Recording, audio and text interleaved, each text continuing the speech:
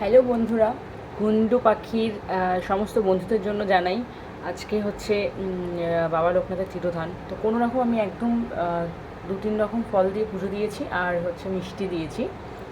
কোনো রকম পুজোটা দিয়েছি আজকে, কারণ আমি তিরোধানটা মোটামুটি করি একটু ফ্রাইড রাইস বা আলুর দমটা মানে মোটামুটি যেরকম থাকে সেরকমভাবে করি। কিন্তু এইবারটা আমার শরীরটা খুব একটা ভালো না, আর একটু প্রবলেমও আছে।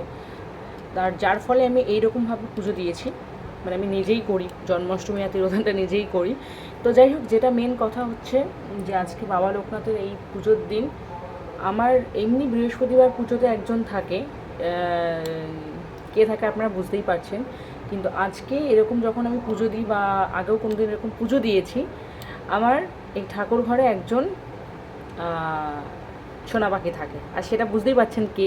আমি দেখাই কিভাবে ঘুমের নাটক করে শুয়ে আছে, সেটা আমি দেখাই আপনাদের, একটুখানি দেখুন। এই যে এই যে মামা, এই যে ঠিক এই যে খাটের নিচে, কিন্তু এটা কিন্তু খাটের নিচ, এই খাটের নিচে ও এরকমভাবে শুয়ে থাকবে যতক্ষণ আমার পুজোটা কমপ্লিট না হবে, ততক্ষণ এরকম ঘুমাবে। মানে ঘুম ঠিক নয়, আমার সমস্ত কথা এই যে শুনছে, এই যে কান খাড়া করে রয়েছে, সব শুনছে। ঠিক আছে, পুজোটা একবার হলে মিষ্টি ওকে দিতে হবে। আমি তো একদম মিষ্টি ওকে একদমই দিই না, কারণ ওদের জন্য একদম ঠিক নয় মিষ্টি। তো একটু হলেও দিতে হবে, আরও ফল টল সবই খায়, তো সেটা বুঝে দিতে হবে। কিন্তু এই যে ও কি আর বোঝে, বসে আছে এখানে পুজো যতক্ষণ। আমার আরও হয়তো 1 ঘন্টা লাগবে পুজো দিতে, তো সেটাই আপনাদের সাথে শেয়ার করলাম।